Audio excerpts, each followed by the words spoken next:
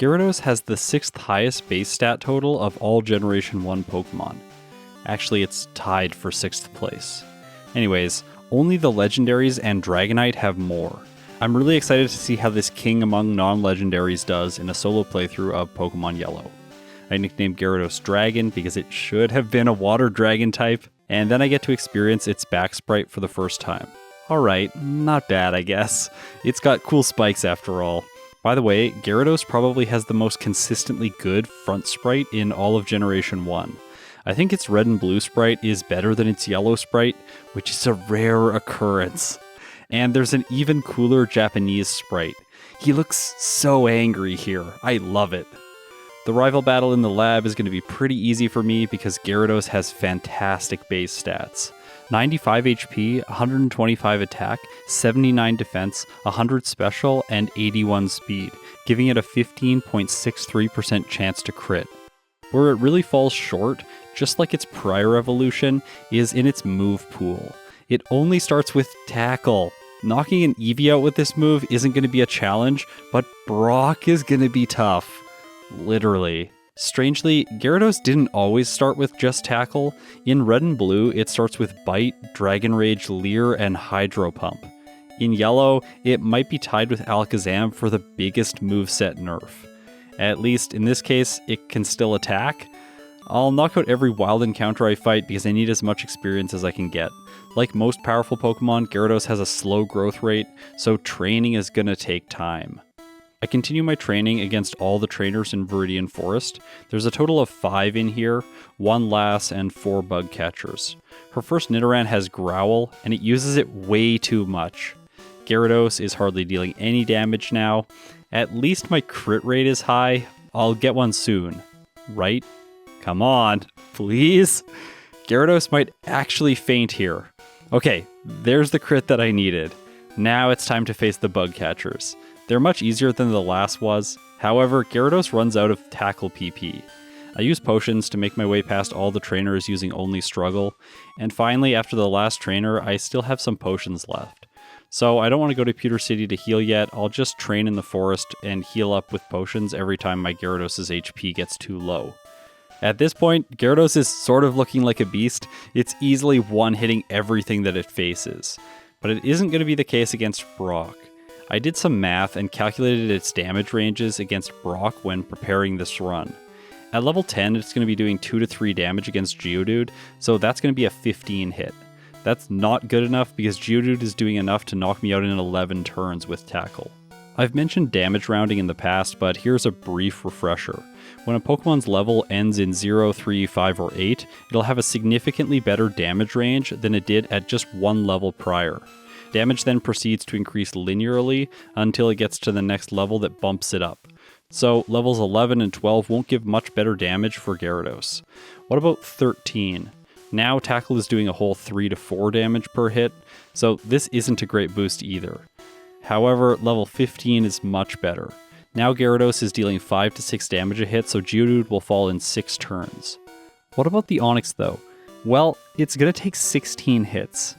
So, it's not great, but I guess I could make it through. After all, this is a first playthrough, so let's try level 15 as a starting point, and then level up to 18 if I fail to win. So hunker in, this is going to be a long grind. Trainer Pokemon give experience multiplied by 1.5 times what wild Pokemon give. So after I defeat the junior trainer in Brock's gym, there are no trainers left to fight, so I'm stuck grinding in the wild and leveling up slowly. Well, unless I backtrack to face the rival on Route 22. However, if I defeat him, then he'll evolve his Eevee into Jolteon, and Gyarados takes 4 times damage from electric attacks. So I don't think that's a good idea. Plus, Jolteon is very fast. So I think the fastest way to gain levels here is just to grind in the forest against wild Pokemon. While I train, I wanted to satisfy my curiosity about the next damage range jump. How much does Gyarados do at level 18? It's actually the exact same number of turns to knock the Geodude out, but Onix is now an 11 hit instead of a 16 hit. While that is a big improvement for the Onix, Bite is only 2 levels higher than that, and that's really going to change the battle. So I don't really want to go to level 18 if I can avoid it. At this point, I'm feeling cautiously optimistic about level 15 because it's taken a long time to get here. It might be a bit rough, a bit hard, but what else would you expect from Brock?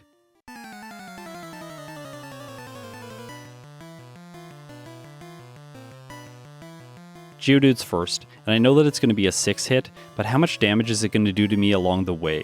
Some of the variables here are the fact that tackle is only 95% accurate, and it could also get a critical hit, even though that's very unlikely for Geodude. In this case, it gets to hit 5 regular tackles, depleting 1/4 of Gyarados' health before it falls. My final tackle does get a critical hit, exactly when it didn't matter. Like, come on. Anyways, Onix is next.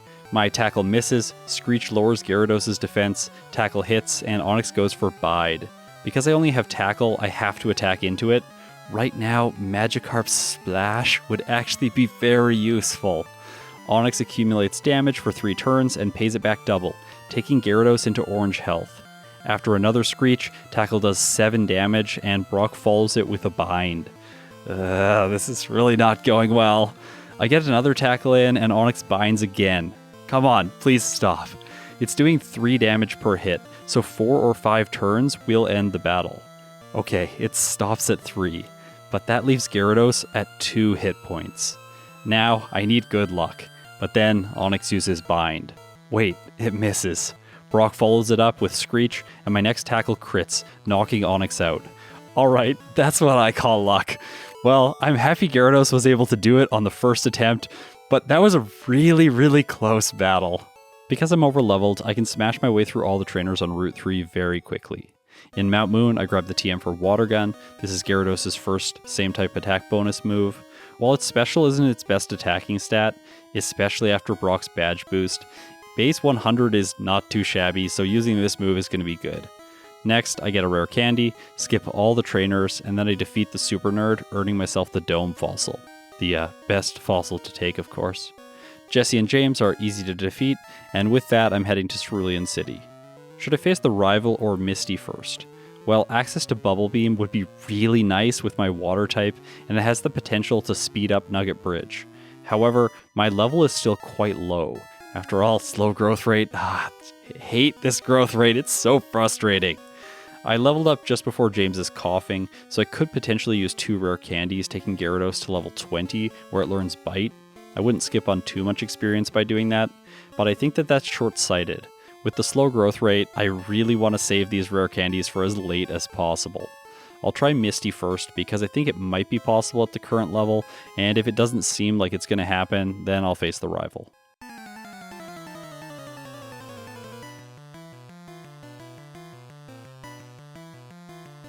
Staryu's my first opponent. Tackle takes it into orange with a critical hit, and it responds with its own tackle, which only does 4 damage. Alright, since it can't do much, I'm going to be very healthy when the Starmie hits the field. Oh, and before that happens, Gyarados also levels up, which increases its health. Starmie goes for Harden on turn 1, and my tackle does very little. It continues to set up Harden on the next turn, and now I'm going to need to bank on a critical hit. Without one, I'm going to have to win very slowly by chipping away at this thing. Unfortunately, when Starmie uses tackle, it looks like it's doing slightly more damage than it's taking. However, right after Misty uses an X defend, Gyarados finally lands a crit, and that takes her ace into red health. 1, 2, 3, and 4 tackles later, it goes down. With the prize from my victory, I can teach Gyarados Bubble Beam and use it against the rival on Nugget Bridge. One major threat in this battle is that the lead Spearow can use Growl, lowering attack, and then the following Sandshrew, with its incredible defense, can last a long time and set up Sand Attack over and over. However, in this case, Bubble Beam is a nice way to bypass this, because even though his Spearow used Growl and lowered my attack, I have a special move. Bonus points for Gyarados because this move also gets Stab. This is so powerful at this point. I think we've reached the point when Gyarados is free from its early game limitations, and now it's going to start smashing the game. I defeat the rival easily and crush all of the trainers on Nugget Bridge. Returning to Cerulean City, I have to decide if I want to head to Vermilion City without healing. Unlike most Pokemon, Gyarados didn't actually use the elixir to get to Bill's house, so I could still use it to restore my PP now. but it turns out that I might not need to. I defeat the rocket, obtain dig, bite one hits all of the sand attacking Pidgeys on the junior trainer's team, and it's enough to defeat the junior trainer male right after her. I stop by the mart, pick up my repels, and a super potion, which I use to heal Gyarados. Now it's time for the SS Anne. I'm going to pick up rest here because this is a first playthrough and I want to be safe. After that, Gyarados gets Body Slam. This is a Generation 1 staple, of course. If you can learn it, you've got to learn it. It's so good. After grabbing the rare candy, I face the rival. This battle against him is going to be really simple. While I'm doing it, I need to decide if I want to face Surge or skip him. Gyarados takes 4 times damage from electric attacks. However, Surge lacks good AI, so there's a 1 in 4 chance he selects Thunderbolt.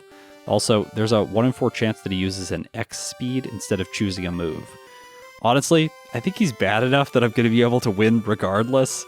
Oh hey, Gyarados is learning Dragon Rage at the end of this fight. By the way, this is the only Dragon-type move in the game. It's a move that does fixed damage, and it is always going to do 40 damage whenever it hits.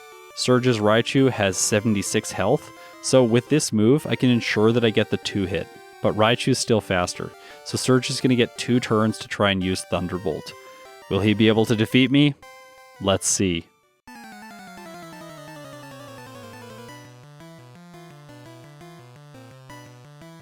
I know that I forget to heal a lot going into this fight, but today I actually just didn't have any potions left and I didn't want to go back to the Pokemon Center or Pokemon Mart and waste time doing that. I figure Surge is bad enough that I won't need the potions.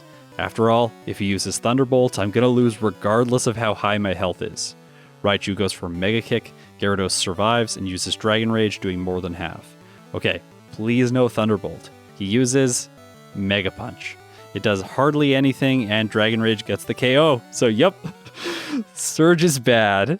Now it's time for the gauntlet. The wrapping lasts is first.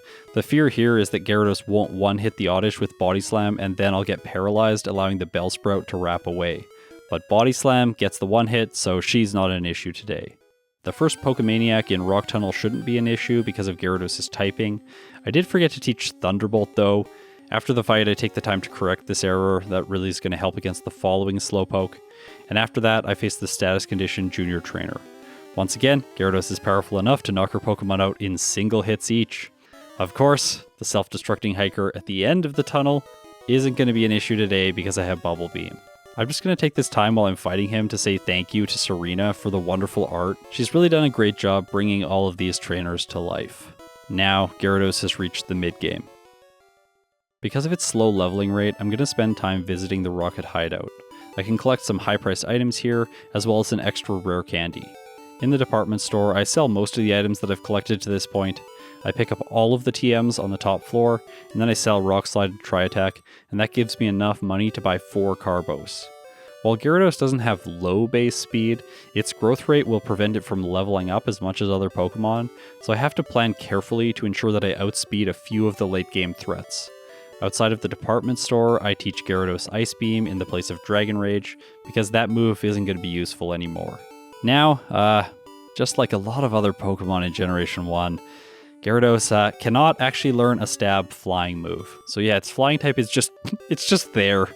Like, thanks so much. Why can't this thing learn fly or wing attack or something like that? Well, actually, I get why it can't learn wing attack. Let's just examine Gyarados. Yeah, probably shouldn't learn wing attack.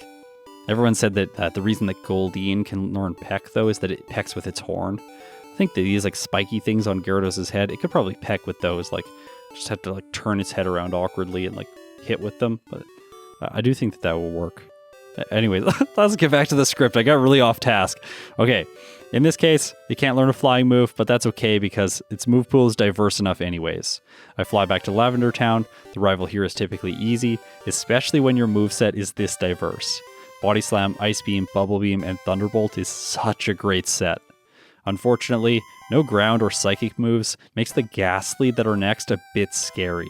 I'm using Ice Beam here for the chance to freeze. I don't get it, and the second Ghastly confuses Gyarados. I hit myself. Oh no. Is this going to be the first reset?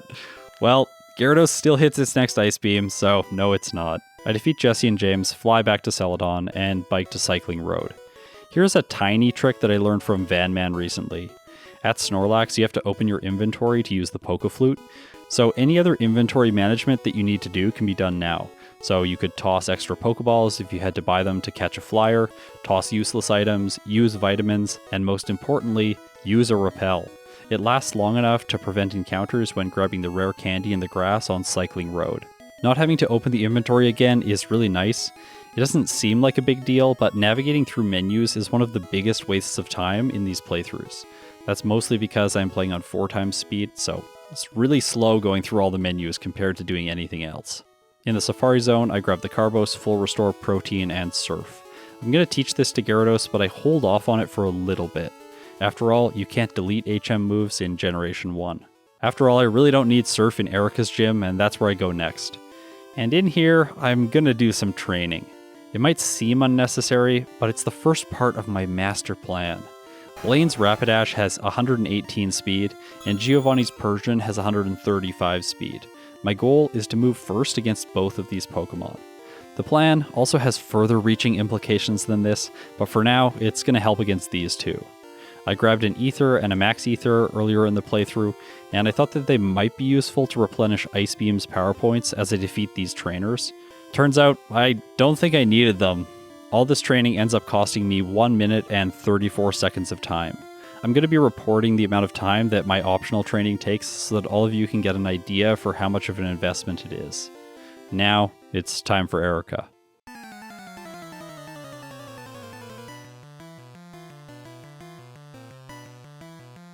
Gyarados' flying type makes her grass type moves neutral, so I'm not very worried here. Plus, Ice Beam is doing so much damage. Like, look at how much it did to Tangela. That's just great. As I said, Mega Drain does hardly anything, and I finish her lead off. Weepinbell's next, and Ice Beam Freezer burns it immediately. Okay, this fight is easy. Gloom's last, Ice Beam takes it into red, and Sleep Powder. Okay, so that's annoying. Gloom follows it with Petal Dance. Alright, Gyarados, wake up, please, please. Wait, am I actually gonna lose this? Yes, I am. Apparently, I was a bit overconfident here, and Erika proves it to me in the next battle.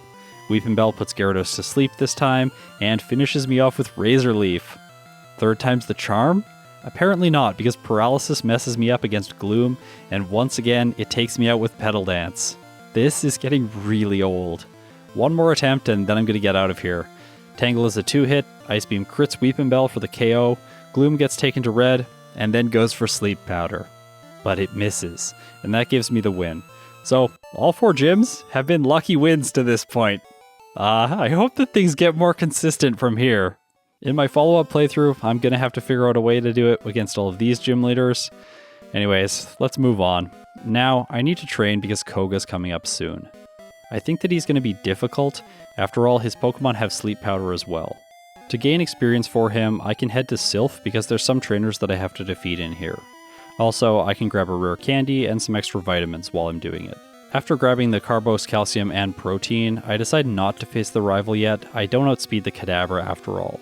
So I'm gonna head to Koga's gym because there's some mandatory trainers to defeat there as well.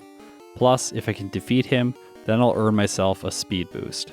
In Koga's gym, I'm surprised by the fact that Gyarados isn't one-hitting the Drowsy on this Psychic's team.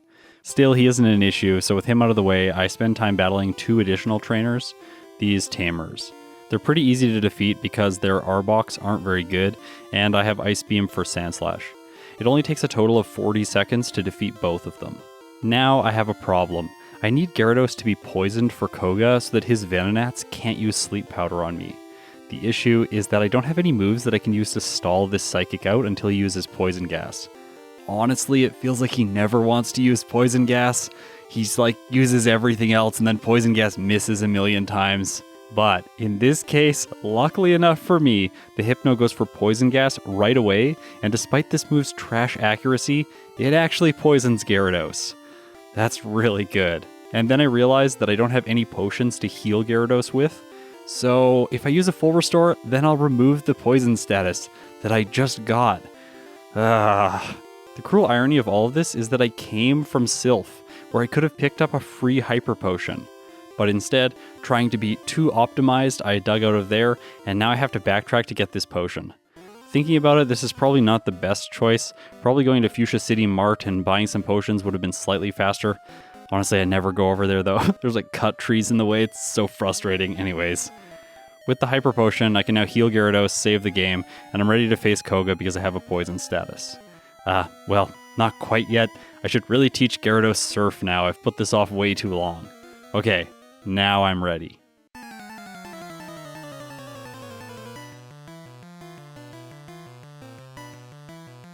Koga leads with Venonat. Gyarados easily outspeeds, and I use Body Slam for the chance to paralyze. I calculated damage ranges for this fight, and even with Surf, I can't one-hit, so going for the status condition on turn 1 makes the most sense. However, my PP is getting quite low, so I save my last Body Slam for the Venomoth, which after all is a Grass Electric type, so it's quite strong against Gyarados. The worst case scenario here would be that one of the Venonats uses Psychic and lowers my special, cutting Surf's damage. But that doesn't happen, and I make it to Venomoth without issue. I go for Body Slam, Venomoth outspeeds, and uses Double Team. Oh no, this isn't good. However, Body Slam still hits, and it paralyzes. Alright, that's some good luck. I go for Surf next turn, it does enough, and with that I've defeated Koga and earned myself the speed badge boost. Now, you might think that facing Blaine next would make the most sense, but I'm not sure about that. His team has given me lots of issues in the past, even with Pokemon that should be quite strong against him. When I initially planned my route, I intended to go back to Silph now, defeat the rival Jesse and James and Giovanni, as well as complete some optional training in Sabrina's gym against the trainers that have Slowpoke. That way, I figured Blaine would be a bit easier. However, in the moment, I started to second guess this plan, just because of the rival's Magneton. That thing is so scary. I'm pretty sure that Gyarados isn't going to one-hit it, so I decide to go to Cinnabar Island first. After all, if I defeat Blaine, I'll get a special badge boost. So is the Fire Gym Leader, who's awful in red and blue, capable of a surprising upset here in yellow against Gyarados? Well, let's find out.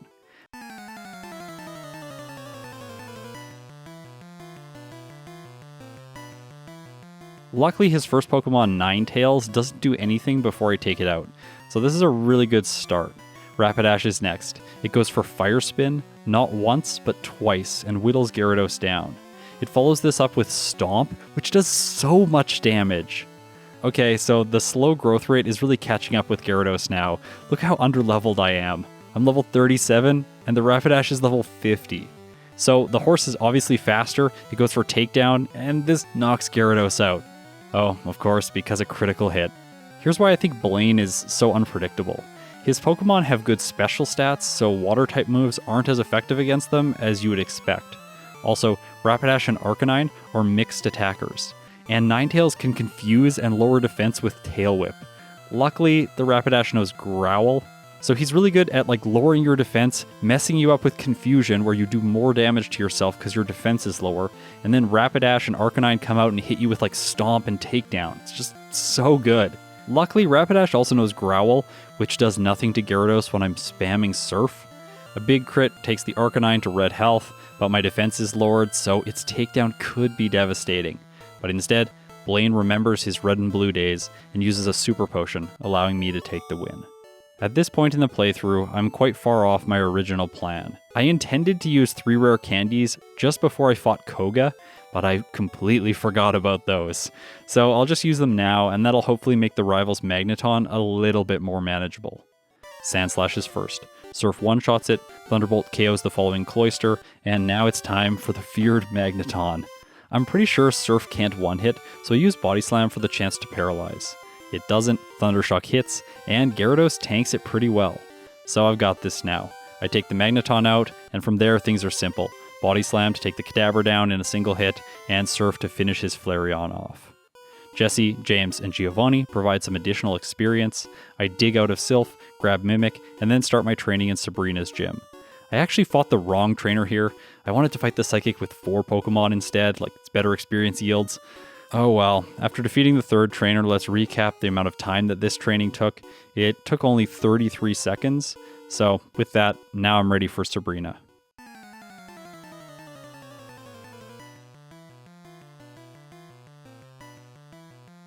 I outspeed the Abra and one hit with Body Slam.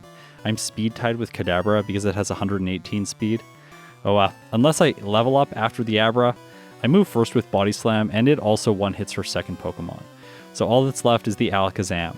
She uses X-Defend, Body Slam does half, Alakazam uses Reflect, Body Slam does very little now. Once again, defense boosts are messing Gyarados up, but paralysis occurs, so my Dragon moves first and Body Slam crits for the win. All that's left now is the 8th gym in Viridian City. After defeating the mandatory black belt here, I'm back on track with my original plan. I wanted to be level 45 so that I could use 6 rare candies on Gyarados to outspeed the Dugtrio and Persian. That should make this fight extremely easy. Let's see.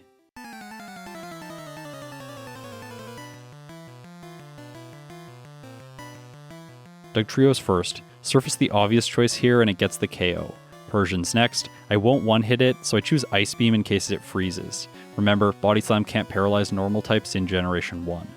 I finish it with Body Slam the next turn, and then there's only ground types left. Nidoqueen is the one that has the best chance of surviving, and it does have Thunder, which I really don't want to get hit by. I use Surf, and it gets the KO. So that's it for Giovanni. While I finish off his last Pokemon, I'll mention the fact that Gyarados is going to level up after the final Ride-On, and with it comes the chance to learn Hyper Beam. This move is really good in Generation 1.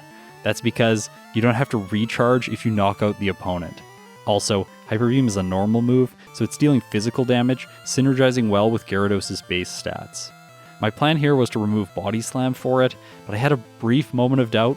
Body Slam is really good, sometimes it's painful giving it up. Anyways, I shouldn't deviate from the plan, so I replaced Body Slam.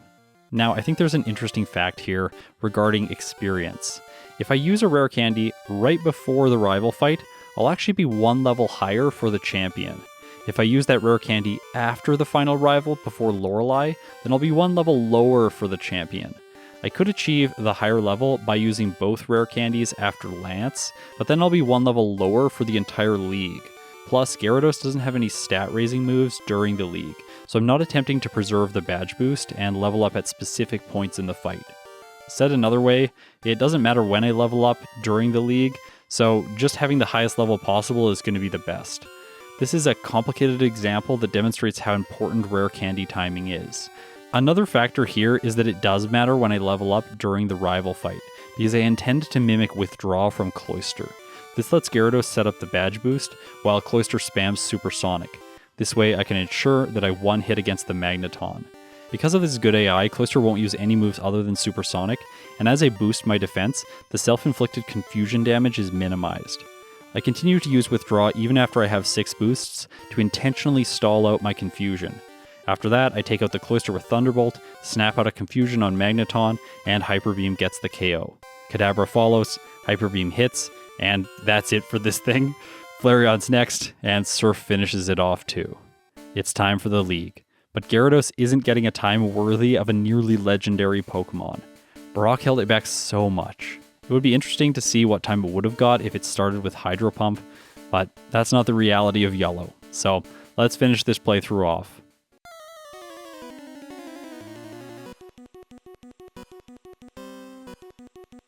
Lorelei's first. Thunderbolt's doing more than half to Dugong, so I can take it out even though it uses Rest. Cloyster's next, and this is the Pokemon that Gyarados is tied with for base stat totals, by the way. That fact actually surprises me because Cloyster doesn't feel nearly as good as Gyarados. Unfortunately for it, its base stats are distributed much worse, and it lacks the incredible special that Gyarados has. So Thunderbolt takes care of it in a single hit. Slowbro's next, I mimic Amnesia, and then I start to set up while Slowbro does the same. It could attack with Psychic here, but I'm confident that I can survive 1 or 2 of those. However, Lorelei and Slowbro have completely forgotten that they could actually attack, and so they keep using Amnesia even when Slowbro's special is maxed. Thunderbolt does half, Slowbro continues to be forgetful, and Gyarados finishes it. Jinx is physically weaker, so I used Hyper Beam, but I really think that Surf was the better choice because it has 100% accuracy. Well, 99.6% accuracy because Gen 1. Lapras is last. I choose Thunderbolt, it hits, and that's it. The first member of the league was simple. But the next guy, he doesn't even deserve a save. Just spam A and watch Surf KO everything. Well, of course, except the Machamp. The Machamp always survives, but it uses the worst move in the game, Submission, against a flying type. Well, I guess just selecting Submission is actually peak performance for this guy, so well done, I guess. Now Agatha's next, and she's definitely deserving of a save. In Generation 3, Gyarados can learn Earthquake by TM, and that covers its weakness to electric types. In this case, it would give a great way to defeat these ghosts quickly. But in Generation 1, it doesn't learn Earthquake, so right now I'm going to have to slowly knock them out with Surf and Thunderbolt. The former will do more damage, and the latter has a chance to paralyze. To invest the time required to defeat her, I Mimic Substitute, and it helps me avoid confusion tactics. Against some of her Pokemon, I use Thunderbolt first, in case it paralyzes. I was doing this if I knew that Surf wouldn't KO anyways. If the total number of turns is going to be 2, I might as well go for the status condition on turn 1. At the Arbok, I debated using Hyper Beam, thought it might KO, but in case it doesn't, I decided to go with Surf instead. With it out of the way, Gengar's last. The only thing that could mess me up here would be a Hypnosis. My careful planning with Carbos allows Gyarados to move first against it, and Surf gets a critical hit, doing more than half. Gengar strikes back with Psychic, and it breaks my substitute. But that's too late, because my next Surf finishes it off. Now for Lance, there's an obvious choice. Teach Blizzard so that I can defeat the dragons. However, I really don't think that this is the best choice. By teaching Blizzard, I would lose one of my current moves, and I want all of them for the champion. Instead, I can use Thunderbolt to knock the Gyarados out in a single hit, and then against the Dragonairs, Hyper Beam is actually a guaranteed one hit. The Dragonair that follows gives Gyarados the chance to mimic Ice Beam, and if you've watched a lot of these challenges, you'll know that by doing this, I expose myself to the chance to be frozen. However, in this case, Lance has good AI, so his Dragonair is only going to use Wrap and Hyper Beam. Now I can use Ice Beam or Hyper Beam to take the Dragonite out. Against the following Aerodactyl, I can use Surf, because Rock isn't actually weak to Ice-type moves. I thought that it was as a kid, yeah, Rock and Ground Pokemon are definitely weak to Ice moves. Rock is not. Ground definitely is. After that, I've got Ice Beam for the Dragonair, and that's it, because it takes 4 times damage. So Lance is done. Now, check out Gyarados' speed. It's 156 after defeating Lance. The champion's Alakazam shares this speed stat. By using my final rare candy, I've ensured that Gyarados can outspeed the champion's fastest Pokemon. Will this be enough to sustain the incredible performance that Gyarados is putting out against the league? Well, if you've watched my videos, you know that the champion is always the hardest trainer in this game. So he might have some surprises left for me. Let's see.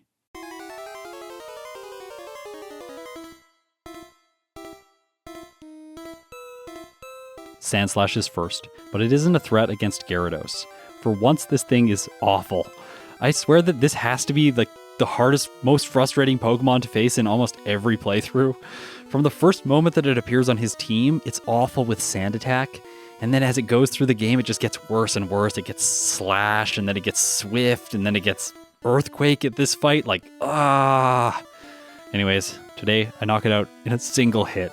Alakazam is next, and now I have a PSA. There are going to be a lot of flashing lights because I'm about to start using Hyper Beam. Its animation is really cool though, so I've actually still included it, but I just slowed it down so that we can all appreciate it without getting sick in the process. It's a one hit on the Alakazam, and that's important, which I'll explain in 1 second, because Exeggutor is next. And here is where things get really bad. I need to mimic Hypnosis, because next is Magneton, and Gyarados can't one-hit it with any of its available moves. I'd have to spend way too much time leveling up to get the KO ranges, so I think that this is my best bet.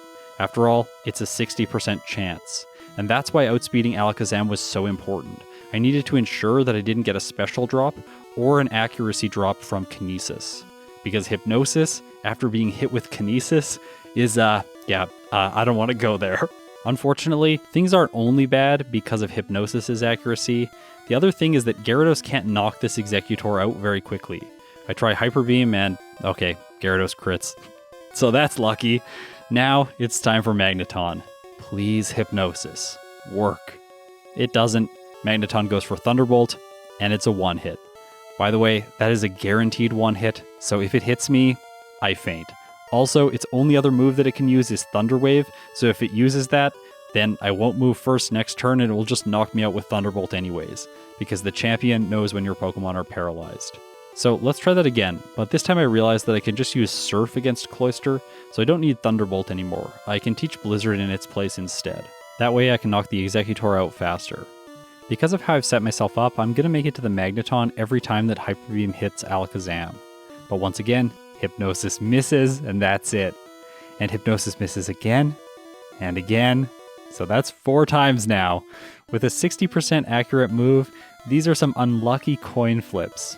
Weighted coin flips at that. Oh, and the pain continues with a 5th miss. While playing this, I figured out that I could use Blizzard first turn against Executor because it could potentially freeze. That way I would avoid Leech Seed and steal Hypnosis for free.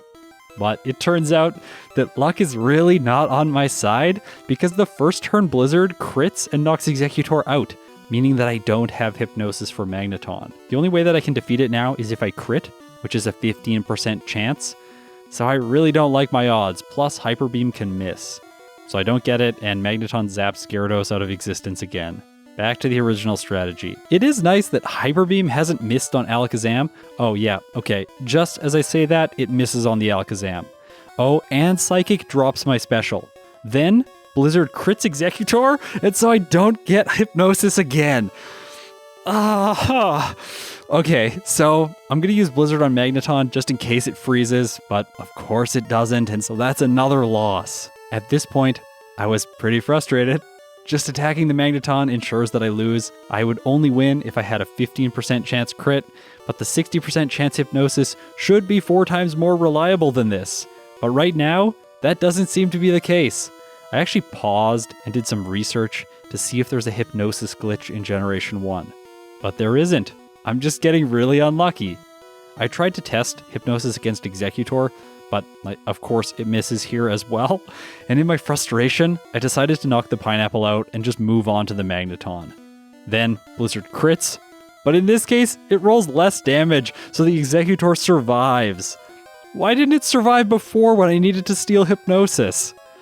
I cannot believe this. I knock it out, Magneton hits the field, and yeah, you guessed it, Hypnosis misses. Finally, in the next fight, Hypnosis works and Magneton falls asleep. Okay, that feels so good. I am ready to get my revenge on this thing. And then, yeah, of course, the game wakes it up right away. Hypnosis misses and Thunderbolt KOs Gyarados. The game hates me. I think this is the worst luck that I've ever had in a playthrough. I lose again because another miss. I've rolled this weighted coin many times now, and I've got the undesirable outcome every time except for once. And in that instance, it just woke up right away. This really can't continue much longer. I use Hypnosis, and it puts the Magneton to sleep again. Okay, please stay asleep. It does. I use Surf, dealing half, but Leech Seed heals it out of KO range. Alright, I think that I can do this with Hyper Beam, so let's watch this awesome animation really slowly. We don't want people having a bad viewing experience. And this move, this very powerful normal move, knocks Magneton out. For the first time, I've defeated it. Now, what about the Cloyster that follows? I use Surf, and it does uninspiring damage. Cloyster strikes back with Spike Cannon, and that makes me realize that once again I'm going to need Hypnosis to survive this fight, because I don't have Rest. There's no way for me to heal. With Leech Seed and Spike Cannon every turn, it's going to knock me out before I take it out. Luckily, Cloyster stays asleep long enough for me to knock it out with Surf. Flareon's last, and Leech Seed has been putting in work. The champion uses Quick Attack, dealing a bit of damage, but I have enough speed to move first and secure the victory on the next turn. Gyarados clocks in with a time of 1 hour, 12 minutes, and 4 seconds, with 14 resets at level 59, and with a game time of 4 hours and 2 minutes. So who else is completely underwhelmed by these results? I know I am. Struggling against Erika was a big surprise for me, but the surprise of the champion with Hypnosis was like, just what? Anyways, I think this game is punishing me for trying to use this terrible move. I'm going to test now to see if there's another way to get by the Magneton. However, first, I get to beat Mewtwo up with Gyarados, and this is very satisfying because it's a simple fight after that brutal champion battle. So here's how the situation against the champion stands. I can't face Jolteon at this level because I can't outspeed, so even Hypnosis won't prevent that from one-hitting with Thunder. Banking on a 30% Thunder miss is a worse plan than banking on Hypnosis because Jolteon is the last Pokemon in the fight, so more time needs to be invested per battle.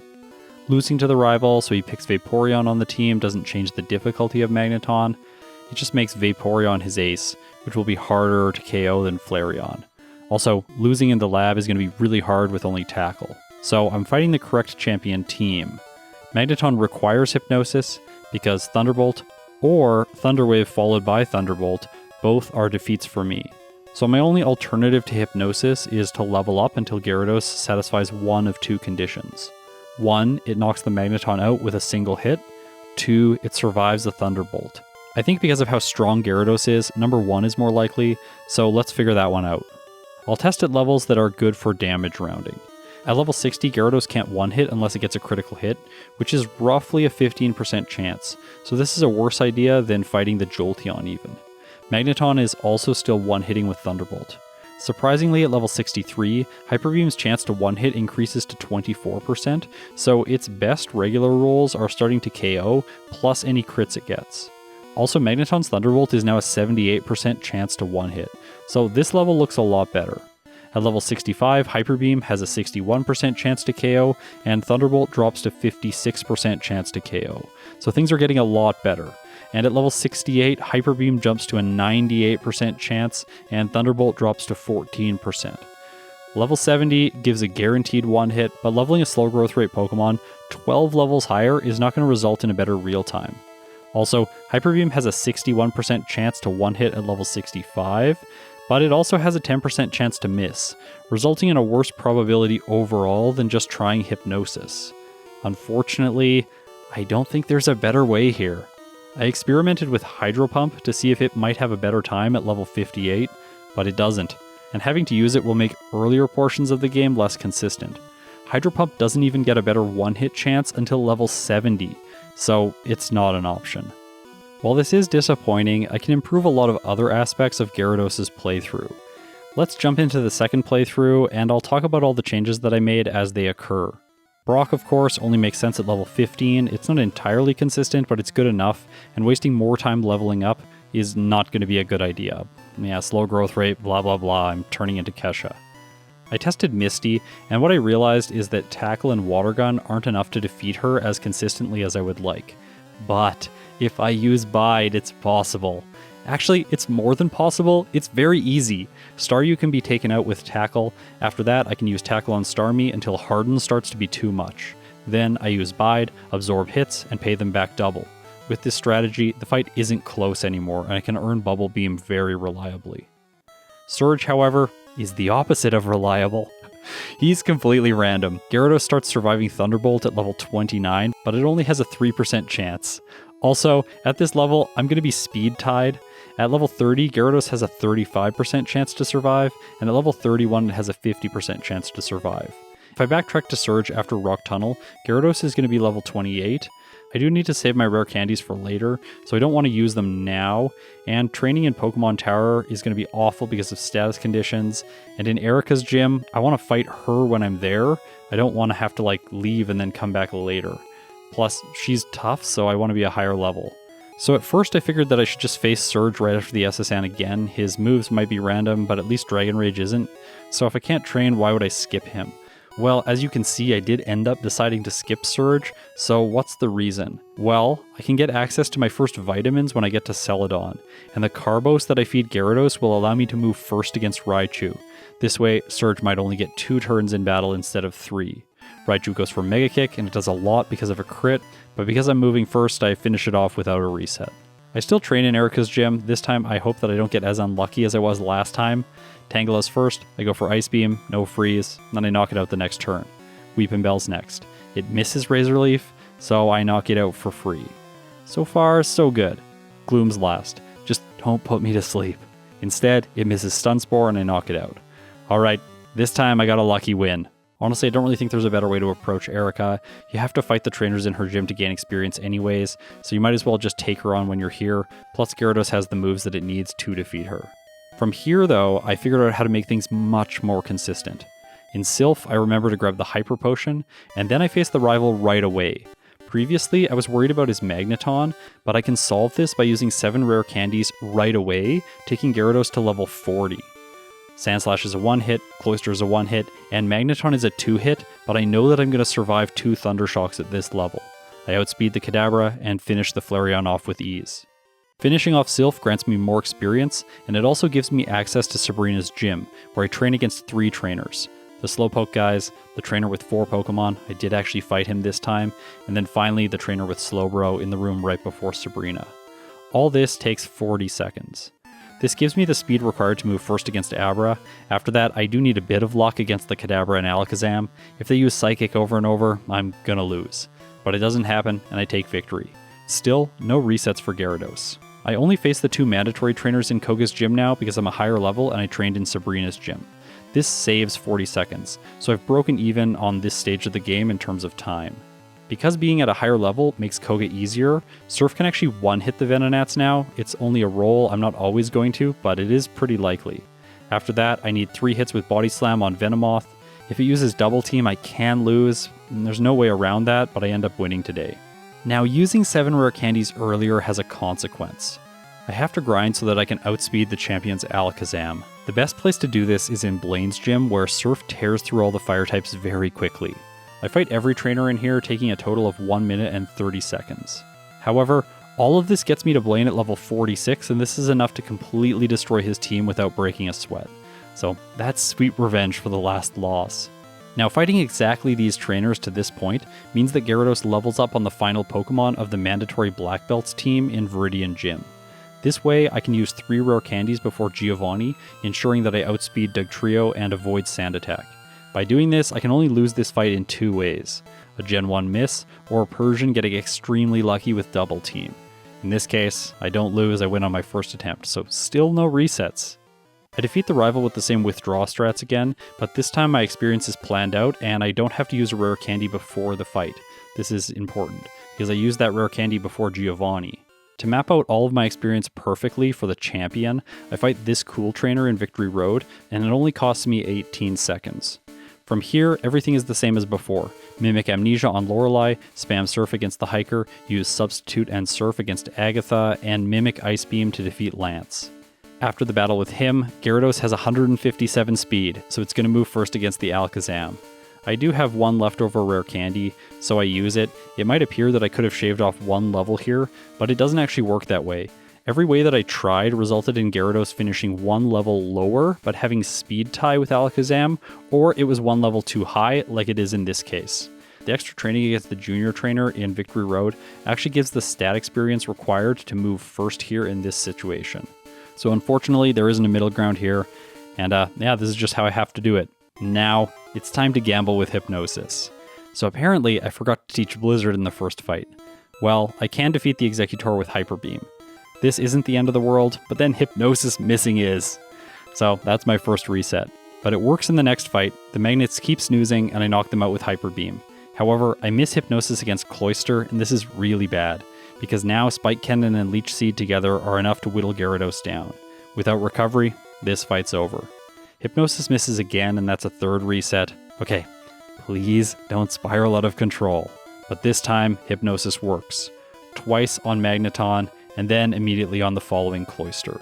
After that, Flareon's easy to take out, and Gyarados clocks in with a time of 58 minutes and 45 seconds, with 3 resets at level 59, with a game time of 3 hours and 44 minutes. Comparing these metrics to my previous playthrough, I've actually improved everything except for level. In the end, I don't really think you can improve level. Like, if you're a higher level but it's faster time, like, it doesn't matter that your level's higher, so if the level's lower and you beat the game, that's great too. So level kind of seems irrelevant in this case, unless I was really over-leveled or something like that. In this case, I don't think I am. So let's place Gyarados in the tier list. It's faster than Farfetch'd and Venomoth, but slower than Poliwag and Hitmonlee. So Gyarados earns itself an S tier placement, but it's near the end of the tier, almost entirely because of its Brock split. It was 19% of my total time playing in the first run, and 23% of my time in the second run. If, for instance, we think hypothetically, and Gyarados got a 3-minute Brock split because it had Hydro Pump when it started, its time would have been 48 minutes. And in Red and Blue, it does get Hydro Pump at the start of the game.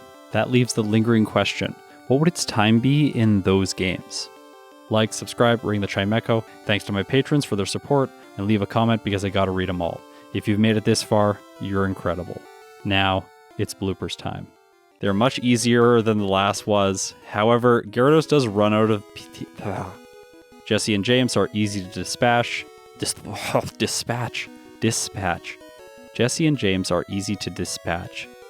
Dispatch. Easy to defeat. Just change it. I don't want to say that. Jesse and James are easy to defeat.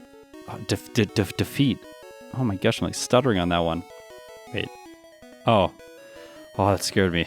It's like, there's this like a note in the script to write the Misty fight. And then I'm like, I did that last night. Like, why isn't it not in the script? But then it's the paragraph immediately below the note that says write the Misty fight. Whew, just delete that line. No more stress. Okay, let's do this.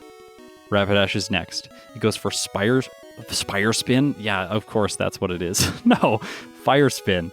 It would be fun to see what time it would have got it. What time it would have got it. Yes, exactly. Slowbro's next. I may make him. The Dragonair that follows gives Gyarados a chance to mimic Ice Beam, but it appears that this might expose me to the chance of being frozen by its Ice Beam. Oh, that sentence was terrible because I improvised it. Just like reading the sentence that's in the script, I'm like, no, I got this. I'm going to improvise something much better. No, I'm really not. I'm really not. Just read the thing I wrote. So he might have some surprises left. That paragraph was hard to get through. Holy. They're pretty easy to knock out because I did voice to text for this script, and right now this sentence reads, they're pretty easy to knock out, comma, because our box not very good and have ice cream for Sandslash. Oh dear, that's bad. Oh, I didn't correct that one when I put it in, so oops. What am I trying to say? They're easy to knock out because our box not very good. Because our box not very good. And we have Ice Beam for Sandslash. Got it. That's what it is. Okay.